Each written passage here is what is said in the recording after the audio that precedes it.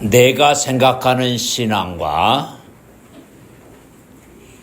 혹은 세상 사람들이 생각하는 상식과 교양 수준의 신앙하고 성경이 말하려고 하는 신앙하고는 여러분 달라도 너무 다릅니다.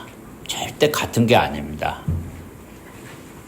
그래서 성경이 말하는 신앙이라고 하는 게 뭔지를 여러분 늘 마음을 열고 내가 받아들일 준비를 하면서 신앙생활을 늘 해야 내 신앙생활이 성장합니다. 베드로가 아는 그리스도는 예수님이 이 땅에 오셔서 그리스도로 살아가실 그 그리스도하고는 전혀 상관이 없습니다.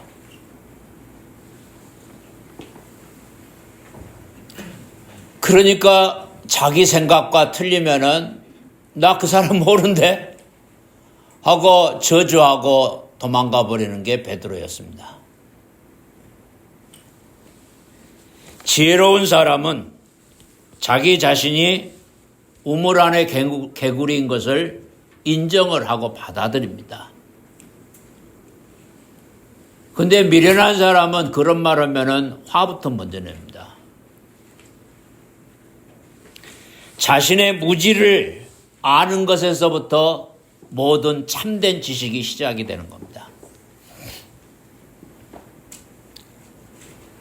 단순한 지식이나 생각만이 아니라 실제 생활 속에서도 저와 여러분이 신앙생활을 하면서 하나님과 동행하는 삶은 그 본질 자체가 자기를 부인하는 겁니다. 자기 본토 친척 아비의 집을 떠나는 겁니다. 자기가 생각하는 상식과 교양의 수준을 훌쩍 넘어가 버리는 겁니다. 그런 배움의 자세가 된 사람들은 성장하고 자라갑니다. 그게 안 되는 사람은 신앙생활이 주문이나 주술 수준으로 떨어져 버립니다. 똑같은 말 30년, 40년, 50년이 지나도 반복하고 있습니다. 그건 신앙이 아닙니다, 여러분. 정말 하나님이 살아계신 전지전능하신 인격적인 하나님이라면은 하나님은 여러분을 성장하지 않는 채로 내버려 두시지는 않을 겁니다. 반드시 여러분의 껍질을 깨게 되어 있습니다. 그러나 그게 만만치 않습니다. 사람은 평소 자기가 다니는 길에 익숙합니다. 자기가 아는 생각에서 벗어나기가 쉽지 않습니다. 똑같은 영봉동 영봉택지로 13번 길에서 살아도 요리 나가면은 큰 길 나오죠. 비엔날레 정문 쪽으로 나오는 길. 저쪽에서 사는 사람하고 이쪽에서 사는 사람하고 이쪽에서 사는 사람 저쪽에 잘 안 가보고 저쪽에 사는 사람 이쪽에 잘 안 와봐요. 이쪽에 뭐가 있는지 몰라요.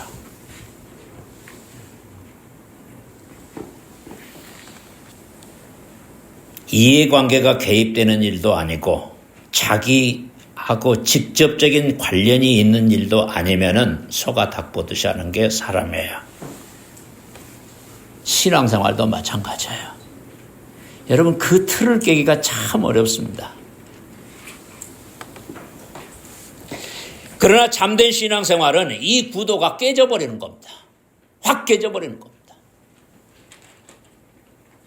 신앙생활은 믿음의 도약입니다. 혹시 소리가 너무 크지는 않는가요? 괜찮아요. jump over, cross over. 뛰어 넘어가는 겁니다. 경계를 넘어가 버리는 겁니다. 강을 넘어가는 겁니다. 그 안에서 우물 안에 개구리처럼 사는 게 아닙니다. 뛰어 넘어가 버리는 겁니다. 그것도 이례적으로 한 번 하는 것이 아니라 평생을 그렇게 살아가는 겁니다. 삶의 방식이 그렇게 되어 있습니다.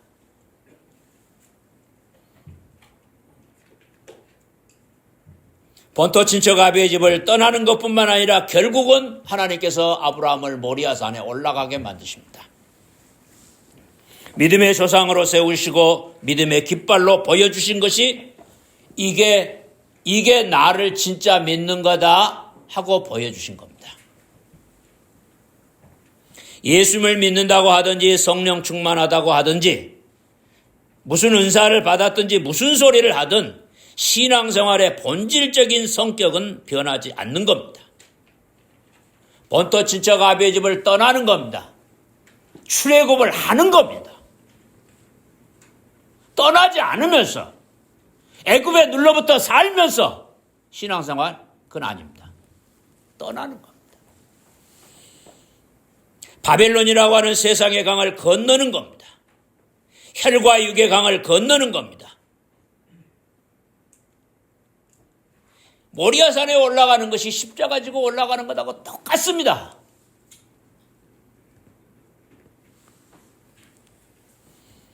예수님의 십자가는 어떤 주문이나 주술이 아닙니다. 이 말을 제가 자주 드리는 이유가 우리 한국교회가 그런 경향에 너무 깊이 빠져 있어요. 그건 교리나 지식도 아니에요. 내 속에서 나라고 하는 한 인간의 영혼, 인격 속에서 일어나는 어떤 사건이 돼야 되는 것이지 그게 나의 삶의 방식이 되고 내 삶의 어떤 멘탈이 이렇게 되고 마인드가 돼야 되는 것이지 그건 무슨 교리나 지식 외우고 있어갖고 나 그거 믿는데 나 그거 아는데 그건 나하고 아무 상관없는 거예요.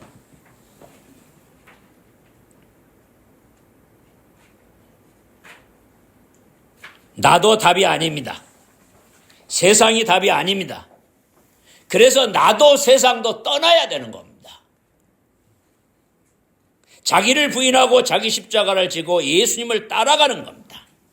결국 하나님 앞에서 1대1로 서는 단독자의 길입니다. 하나님 앞에서 1대1로 서는 그 단독자로서 그 자리를 한 번도 서보지 않는 사람이 신앙생활한다? 그건 있을 수가 없습니다.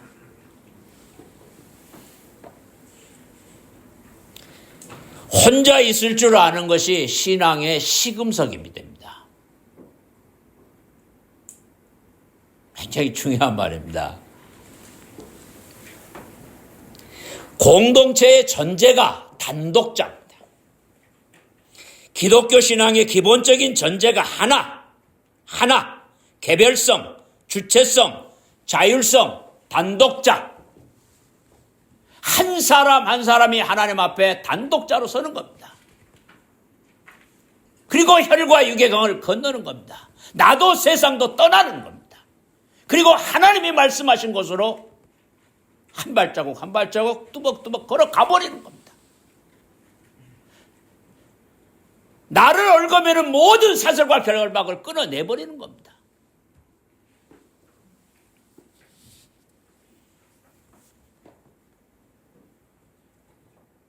상품화된 기독교에 익숙한 사람들, 종교에 중독된 사람들, 세뇌되거나 집단 체면에 걸린 사람들, 자기 중심적으로 쉽고 편하게 생각하는 사람들에게는 이런 게 굉장히 낯설고 이상한 모습입니다. 왜 저렇게 복잡하게 머리 아픈 얘기를 하실까? 좀 쉽고 편안하게 나 감동되게 좀 얘기 좀 해주시지. 본토 친척 아비의 집을 떠나라거나 이삭을 데리고 모리아산에 올라가라는 거나 자기를 부인하고 자기 십자가 지고 예수님 따라가는 거 이건 굉장히 사실 여러분 불편한 얘기입니다. 보통 불편한 얘기가 아닙니다. 이거.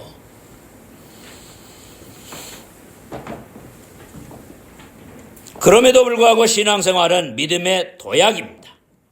하나님의 사랑, 하나님과의 동행은 세상의 그 어떤 것들보다도 더 도전적이고 모험적인 겁니다.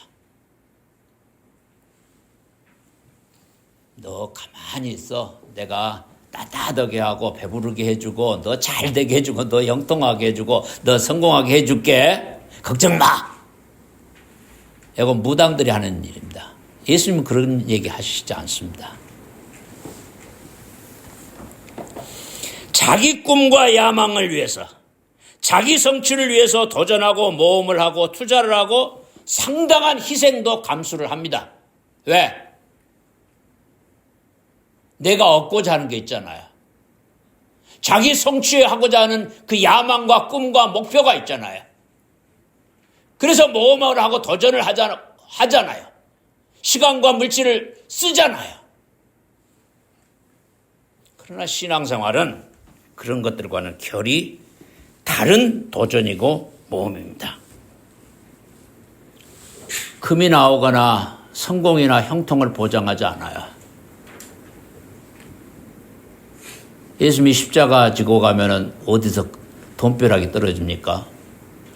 어디 왕관이 쏟아집니까? 아브라함이 이삭을 데리고 모리아산에 올라갔다 내려오면 뭐가 달라집니까?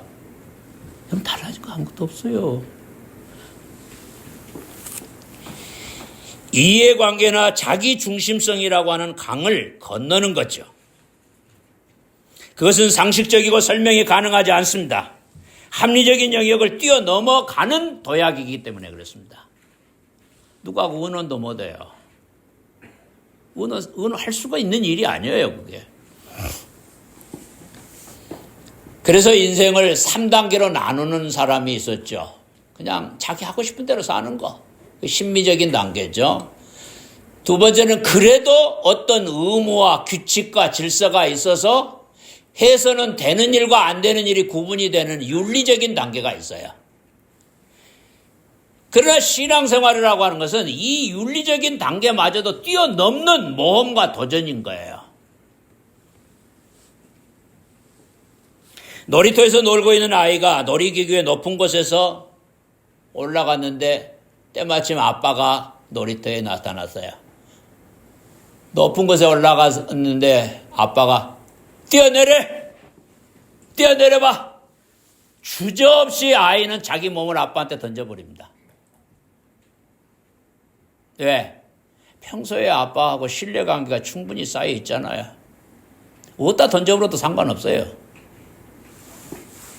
그러나 동네 아저씨가 갑자기 나타나서 아야, 내가 받아줄게, 뛰어내려.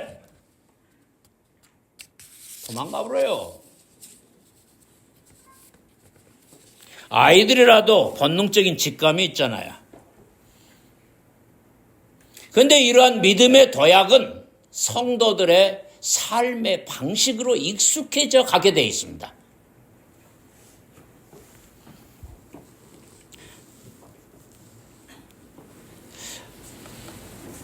아브라함이 이삭을 데리고 모리아산에 올라가는 사건, 그 사건의 당사자는 아브라함인데 그걸 기록으로 남겨놓은 사람이 누구죠? 모세. 창세기를 누가 썼죠? 모세. 모세는 아브라함에게 일어난 일들을 이스라엘 백성을 데리고 출애굽을 하면서 이게 우리 믿음의 조상 아브라함이 모리아산에 올라간 사건이구나 하고 금방 알아차려 버렸어요. 그리고 신명기 33장에 모리아산에 올라가는 이야기의 모세 버전이 오늘 읽은 본문이에요.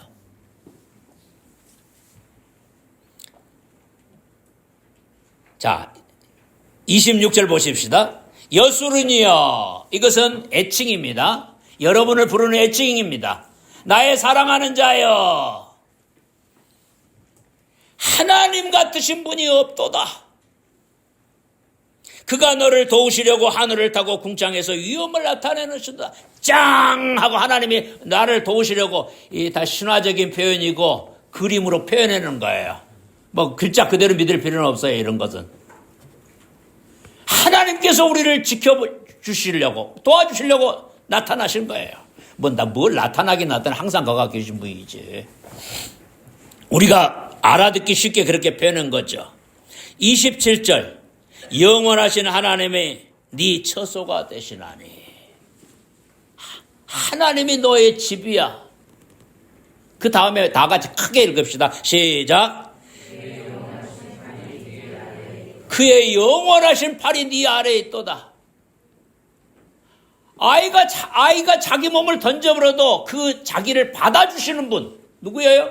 그 영원하신 팔이 나를 받치고 있는 거예요. 그분이 내 방패가 되시고 그분이 내 칼이 되주시고 근데 이거다고 너무나 똑같은 짝퉁 하나가 있어요. 신약성경 마태복음 4장에 보면은 예수님이 성전 꼭대기에 올라가요. 마귀가 뭐라 그래요? 너 하나님의 아들이라면서 뛰어내려봐. 천사가 와서 받아줄 거 아니야. 예수님이 내리시던가요? 이걸 분별을 하셔야죠. 하나님의 말씀과 마귀의 말은 분별을 해야죠. 무모함이 아닙니다. 믿음의 도약입니다. 그 얘기를 우리가 마리아의 얘기를 통해서 또 확인해 보는 겁니다. 아니 어느 날 느닷없이 뜬금없이 갑자기 뭔 벼락 같은 소리야? 난 남자 몰라요. 남자하고 관계한 일이 없어요. 근데 어떻게 내가 잉태를 해요? 네가 잉태하여 아들을 낳으리니 그 이름을 예수라 하라. 뭔 말이에요 그 말이? 여러분 가브리엘 천사가 마리아에게 나타나서 그 잉태 소식을 전했을 때 막 가슴이 뛰고 감격하고 막 뭉클해가지고 그냥 목구멍까지 차오르는 그 감격으로 그냥 흥분했을까요? 어머 이거 뭔 일이다냐? 이거 무엇이다냐 이거? 여러분 마리아가 성령으로 잉태돼서 임신한 그 사실을 요셉에게 설명이 가능한 거예요 그게? 남자들 여자가 그렇게 와서 얘기하는데 그 말을 여러분에게 설득이 되고 납득이 되고 합리적인 설명이 가능한 얘기예요 그게? 그래서 누가 설득을 해요? 하나님의 요셉을 직접 설득하셔요. 자 요셉과 마리아가 설득이 됐다고 합시다. 아멘 했어요. 그래서 요셉과 마리아가 동네 사람들한테 가서 우리가 이렇게 됐는데 여러분 다 이해하시겠죠? 아멘 하시죠? 아니 그 얘기를 누가 아멘을 해요?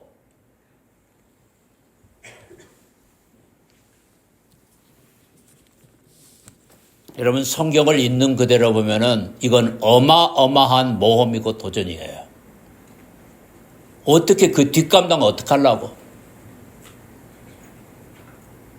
그러나 마리아는 명확하게 얘기를 해요. 마리아가 이르되 주의 여종이오니 말씀대로 내게 이루어지이다 하매 천사가 떠나니라. 아브라함이 이삭을 데리고 모리아산에 올라가는 일을 아브라함이 사라에게 얘기하던가요? 말했다가 뭔 난리 벼락을 맞으려고. 아이 100살에 얻은 아들 하나인데 그 아들을 데리고 번제로 드린다고? 그 말이요 뭐요? 그걸 어떻게 설명이 가능하냐고. 어떻게 그게. 이웃들에게 설명할 거예요? 따라가는 사환들에게 얘기를 할 거예요. 아무한테도 이 얘기를 할 수가 없어요. 오늘 성경 창세기 22장을 보면요. 3절에 보면은 아브라함이 이삭하고 두 사환하고 땔감하고 나귀의 안장을 지어서 데리고 모리아산까지 사흘 길을 가요. 그리고 모리아산 앞에 가서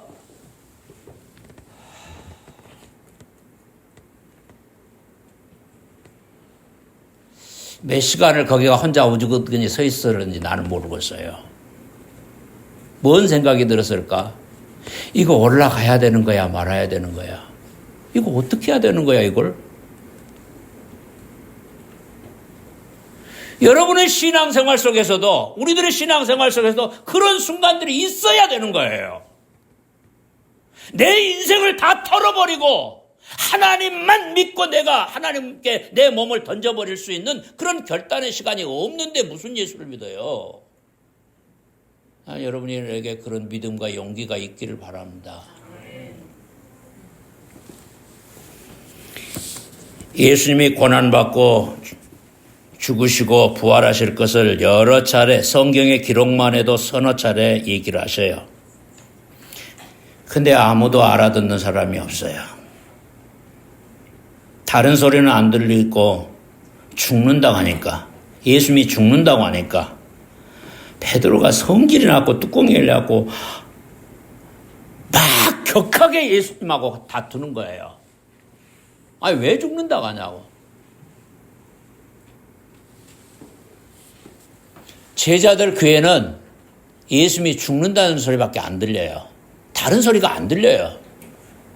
예수님의 고난과 죽음이 무엇인가를 아무리 얘기를 해도 그 소리는 안 들리게 돼 있어요. 왜? 자기 듣고 싶은 얘기만 듣잖아요.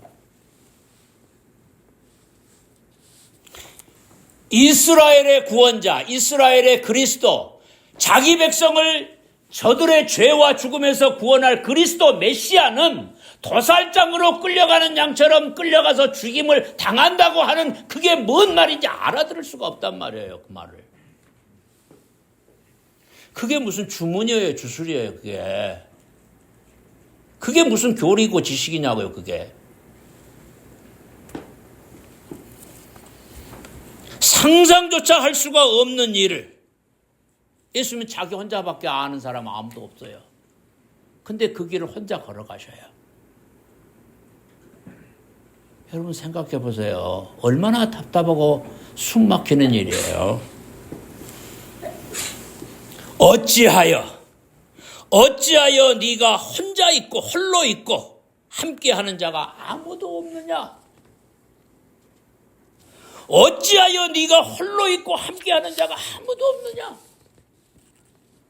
이게 구약 성경에 예언된 그리스도의 모습이잖아요. 하나님께서 사람으로 오시려고 합니다. 방금 제가 뭐라고 얘기했죠? 누가? 누구로? 그 말이 뭔 말이에요?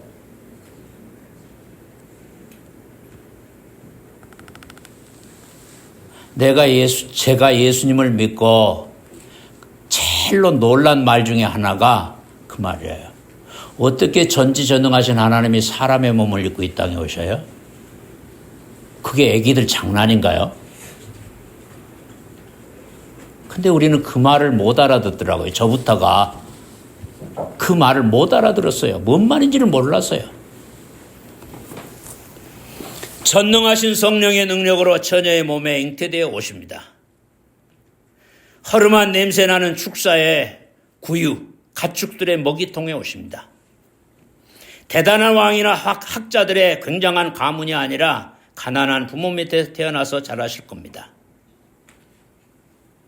온갖 결점투성이의 사람들과 섞이려고 합니다. 온갖 병자들과 세리와 장기들, 여러 가지 이름의 죄인들과 엮이게 될 것입니다. 그리고 온갖 수모와 모욕과 조롱과 야유와 침뱉음과 주먹질과 채찍질을 당할 것이고 사람들은 십자가에 못 박아 죽이고 창으로 찌를 것입니다. 그러려고 오십니다. 근데 그분이 누구시냐고요? 그분은 전능하신 만물의 창조자시라고요. 만유의 명령자의 운행자시라고요. 하늘과 땅과 그 가운데 있는 보이는 것과 보이지 않는 모든 것들을 말씀 한마디로 명령하시고 창조하시고 운행하시는 분이라고요. 그분이 사람으로 오신다고요. 이게 말이요 뭐요? 우리는 그 기가 막힌 일들을 놓고도 성탄절 다 뭐하고 있어? 사순절 부활절이 돌아오면 뭐해? 그 책망하는 얘기가 아니라 우리가 신앙의 본질을 생각해야 돼요.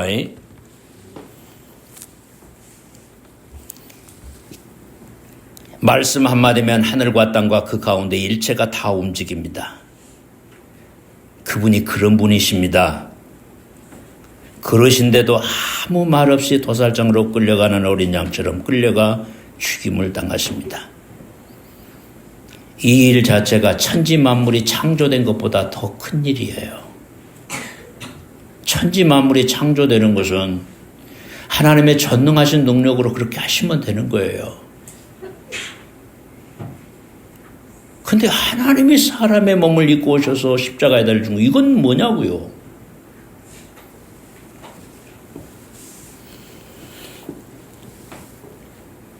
이 예수님의 성육신과 십자가와 부활 그 내용의 진실을 알아차리는 사람들이 성도들이에요. 그 그게 보이는데, 그 복음이 보이는데 어떻게 안 달라질 수가 있어? 그 복음이 보이는데, 들려지고 보여지고 느껴지는데 어떻게 자기 자리에 가만히 자빠져 있을 수가 있어? 어떻게 본토 친척 아비의 집을 안 떠날 수도 있냐고요. 예수님의 부활을 아는데 아들 이삭하고 같이 모리아산으로 안 올라갈 수도 있는 거예요? 예수님의 부활을 아는데, 영원한 생명을 가지신 분을 아는데 모리아산에 꿈틀거리고 뭉그적거리고 앉아있어?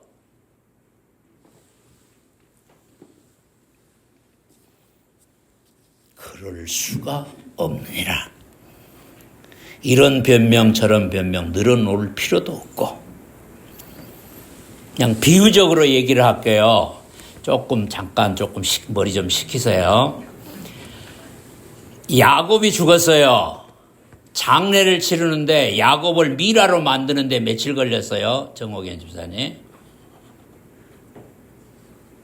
성경을 안 읽은, 나도 그래요. 누가 갑자기 물어보면 다 잊어먹고 생각 안 나요. 야곱이 죽었는데 요셉이 야곱을 미라로 만드는데 70일이 걸렸어요. 죄송합니다. 40일이 걸렸어요. 그리고 장례를 치르는데 3일장이 아니라 70일장을 했어요. 미라를 만드는데 40일, 장례를 치르는데 70일. 이제 장례 끝나고 아브라함과 이삭이 할머니 어머니가 묻혀있는 막벨라 굴에 가서 거기서 또 나흘을 7일을 곡을 했어요. 가나안 사람들이 깜짝 놀라서, 뭔 애굽 사람들이 왔고 저렇게 7일 동안이나 곡을 하고 앉아있으니까. 야곱 한 사람이 세상을 떠나서 장례를 치르는데 40일, 70일, 7일. 근데 예수님 장례 치르는데 며칠 걸렸어요. 어떻게 장례 치르시던가? 세상에. 그래도 하나님은 아무 말이 없어요. 나 성질 났어. 나 삐쳐버렸다. 나 이제 부활 안 해볼 거야.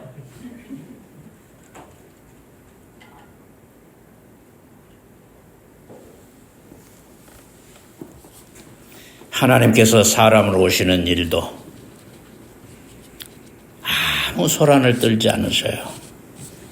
하나님의 아들이 십자가에 달려 죽으셔도 아무 말이 없어요. 여러분, 이 예수님의 모습이 믿음의 도약이에요.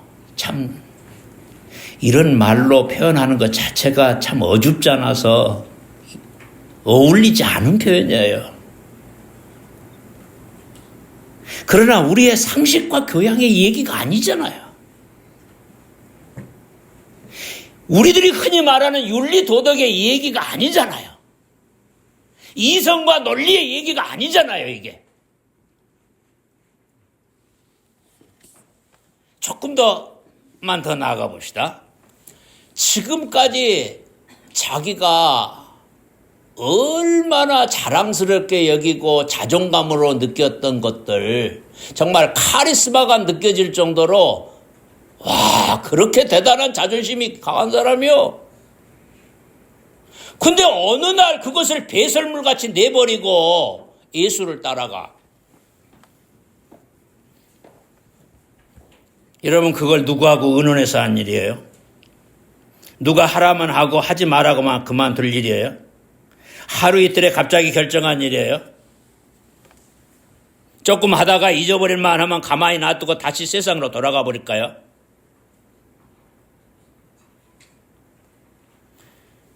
여러분, 세상에 보면은 정말 또 진짜 우리 같은 사람은 그냥 옆에 가도 못할 만큼 카리스마가 느껴지는 대단한 그 스펙을 가진 사람들이 있잖아요. 예? 저 같은 사람은 어디 끼도 못해요. 근데 이렇다면 사도 바울은 그런 대단한 스펙이 있는 사람들이잖아요. 근데 어느 날 그걸 다 배설물같이 여겨버려? 여러분, 이게 어마어마한 믿음의 도약인 거예요. 그 사람에게, 사울이라고 하는 한 청년에게 어떤 사건, 다 뒤집어 버릴 수 있는 사건, 뭔가 눈이 확 돌아가 버렸단 말이에요. 그러지 않고서 어떻게 그걸 다 내버릴 수 있어? 그걸 내가 어떻게 쌓아온 건데? 어떻게 쌓아온 것인데 그걸 배설물처럼 버리냐고, 그걸.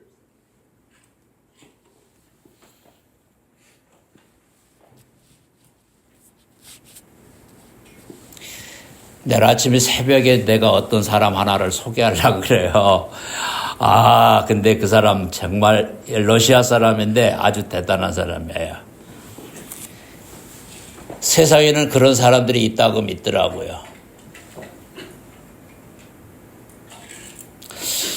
하나님께서 가르쳐 주시고 하나님께서 깨닫게 해주시고 하나님께서 결단하게 하시는 사건들이 성도들 한 사람 한 사람에게 단독자로 1대1로 개개인으로 하나님 앞에 단독자로 서서 그걸 결단하게 만드신 거예요. 강을 건너는 거예요. 여러분, 히브리인이라는 말 아시죠? 그 히브리인이라고 하는 뜻이 강을 건넌다는 뜻이에요. 성경에 처음으로 저 사람 히브리인이야 하고 어떤 한 사람을 지목해서 히브리인이라고 한 사람이 있어요. 누구죠? 아는 사람 있잖아, 다. 아브라함. 가나안 사람들이 아브라함을 가리켜서 저 사람은 강을 건너온 사람이야. 강 저쪽에서 사는 사람이었어. 근데 강을 건너서 이쪽으로 건너온 사람이야. 가나안 사람들이 아브라함을 이렇게 그래서. 그래서 모세가 바로왕 앞에 가서도 야, 너 어디서 왔어? 뭐 이딴 놈이 왔어? 애굽의 파라오한테 바칠 어마어마한 선물 보따리 하나 가지고 와야지. 너 뭐 가지고 왔어? 나는 히브리인들의 하나님이 보내서 왔어. 그 히브리인들의 하나님이 누구냐고? The Most High. 지극히 높으신 분이야. The Kingdom of the Most High. 그분이 오명을 너한테 내렸어, 이놈아. 뭐라고 했냐고? Let my people go. 내 백성 내보내. 또라이 같은 놈이 와서 뭐라고 저렇게 소리를 지른다냐. 결국은 바로 왕이 다 모세 명에 다 거꾸로 지잖아요. 그때 모세가 바로 왕 앞에 가서 한 얘기도 히브리인들의 하나님이에요. 히브리인들의 하나님은 자기 백성을 애굽에서 끄집어내서 홍해바다를 건너서 요단강을 건너서 적과 꿀이는 약속의 땅으로 데리고 가시는 거예요. 그게 저와 여러분의 하나님이에요. 히브리인의 하나님 아브람, 강을 건너게 하시는 하나님이란 말이에요. 강을 건너게 하시지 않는 하나님은 여러분하고 아무 소용없어요. 그건 우상 숭배하는 거랑 똑같은 거예요. 히브리인의 하나님은 반드시 자기 백성을 강을 건너게 만드시는 거예요. 그건 지리적인 문제가 아니라 영적인 문제예요. 하나님과의 관계의 문제잖아요. 사도 바울이 이방인의 전도자로 나섰어요. 여러분이 거기에 보면은 고린도 후서 11장에 보면은 내가 좀 정신없는 말을 할게. 좀 내가 미친 사람인 줄 알 것처럼 생각하고 잠깐만 내 말 좀 들어봐봐. 그러면서 사도 바울이 자기 얘기를 하는 거예요. 내가 수고를 넘치도록 하고 옥에 갇히기도 많이 하고 매도 수없이 맞고 여러 번 죽을 뻔을 당했고 유대인들에게 40에 하나 감한매를 5번 맞았고 39대씩 권장을 5번 맞으면은 연비야 살아남을까? 저 같은 몸도 한 번만 맞아도 감당 못해요. 꽃게임 자루로 10대까지는 맞아봤어요. 39대 맞으면 사람이 골병들어요. 40에 한한 감암매를 5번 맞았고 3번 태장으로 맞고 1번 돌로 맞고 3번 파선하고 일주야를 깊은 바다에서 지냈고 여러 번 여행하면서 강의 위험, 강도의 위험, 동족의 위험, 이방인의 위험, 시내의 위험, 강의 위험, 광야의 위험, 바다의 위험, 시내의 위험, 폴리스의 위험, 도시의 위험, 수고하고 애쓰고 여러 번 자지 못하고 줄이고 목마르고 여러 번 굽고 굶고 헐벗어노라. 이 외의 일은 고사하고 아직도 날마다 내 속에 눌리는 일이 있으니 모든 교회를 위해서 염려하는 것이라. 이방인의 전도자로 나서는 이 사도 바울이 누가 월급 줬어요? 그거 하고 나면은 연금 나오는 거예요? 그렇게 잘했다고 누가 훈장 주는 거예요? 여러분 성경에 있는 그대로 보세요. 자꾸 오늘날 우리 자본주의 시스템에서 보시면 안 돼요. 근데 그걸 누구하고 의논해서 하는 거예요? 누가 하라면 하고 하지 말라면 안 할 거예요? 누가 박수 쳐주면 하고 박수 안 치면 안 할 거예요? 여러분 이런데도 저와 여러분이 예수 믿고 신앙생활하는 게 쉽고 편한 길이라고요? 누가 그런 말을 해요?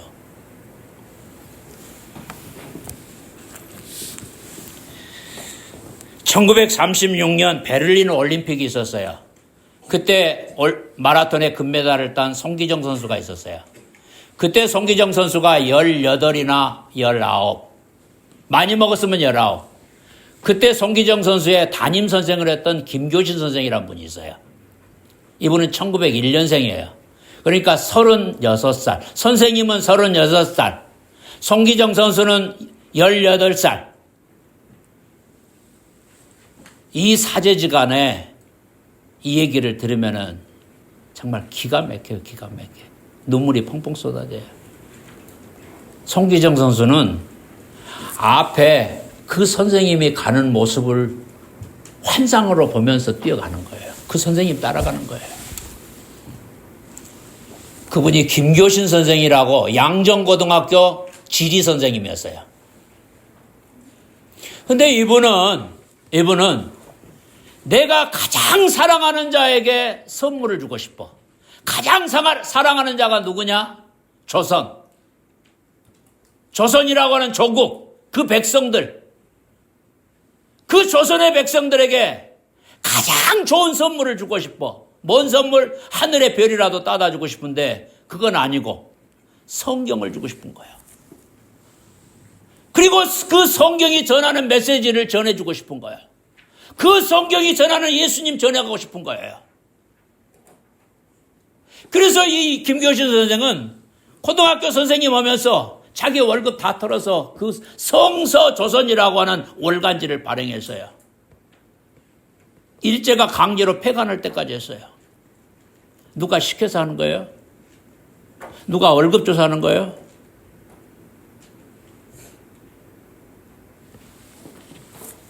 (1970년대) 초에 독일 튜빙겐에서 철학 박사, 신학 박사 학위를 받은 김요성 목사님이라는 분이 계세요. 그분이 한국에 나오셨어요. 근데 당신은 하나님도 모른다고 하니까 가방 하나 들고 영암 나한자촌으로 내려왔어요. 거기서 살다가 92년에 중국하고 수교를 했으니까 수교가 되기 전에 88 올림픽 전후를 해서 수교도 안 되니까 여권도 안 나와. 수교가 안 됐으니까 여권도 없어. 근데 홍콩을 통해서 같이 공부했던 친구의 도움을 받아서 중국에도 우리 한국에 있는 나환자들은 문둥이들은 다 이제 살 만큼 살아. 중국의 나환자들을 찾아간 거야. 누가 청빙한 거야? 누가 청빙했어? 누가 오라 그랬어? 누가 월급 준다고? 근데 그 나환자촌으로 가서 지금도 가가 계세요. 아마 80이 넘으셨을 것 같아요, 지금. 몰로카이 섬에 다미엔 신부가 뭐 달라가? 누가 거기 가라 그랬어? 거기 누가 사는 사람이며?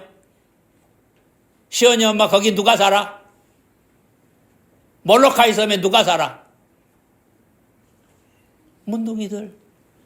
나환자들 소록도 같은 데야. 소록도 같은 데. 나환자들만 사는 데야.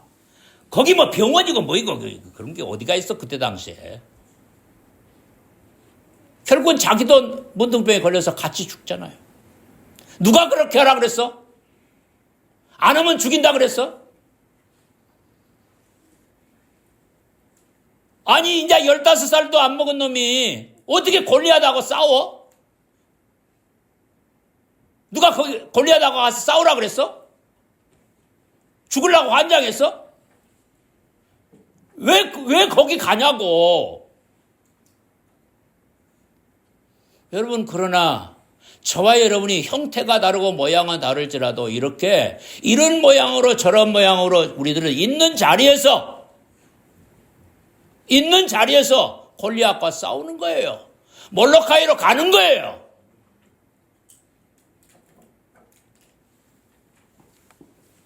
노아가 방주를 짓는 일은 그거 뭐지? 여보 우리 집에 있는 거 그거 뭐야? 그거 짜 맞추는 거. 그거 내가 뭐 적어놨을 건데. 어? 예? 로고 어? 레고. 참. 인자 어제 저녁에 2번이나 뭔 단어가 이 다면 신부 이름이 생각이 안 나서 오메 인자 다 됐다. 야, 다 됐구나. 레고 두드러 맞춰서 뭐 작품 만드는 거예요? 방주 만드는 게?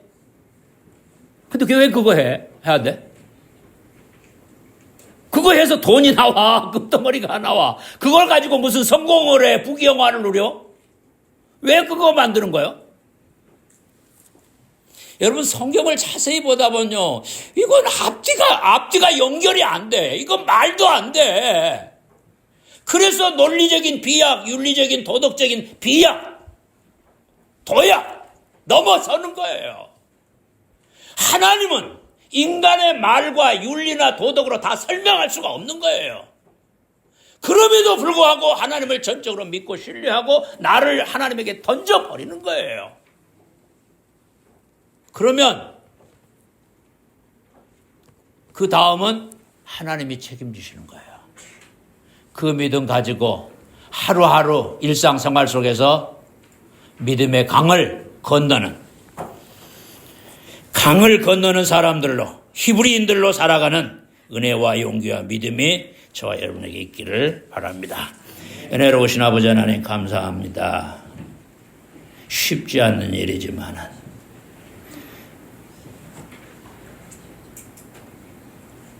때로는 내 자존심과 내 감정까지 다 내려놓는 일이지만은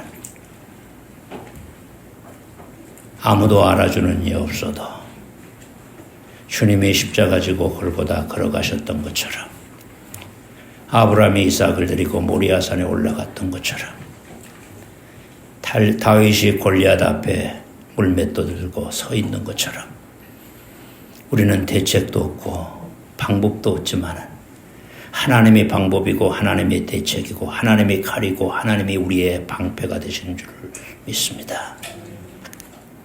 하루하루 모든 일상생활 속에서 모든 가족들과의 관계, 이웃들과의 관계 속에서 우리는 믿음의 십자가를 지고 믿음의 강을 건널 수 있도록 하나님 아무 말 없이 잠잠히 덜짤장으로 끌려가는 양처럼 주님의 모습이 나타날 수 있도록 저희들에게 믿음의 믿음을 더하여 주시고 은혜를 더하여 주시옵소서.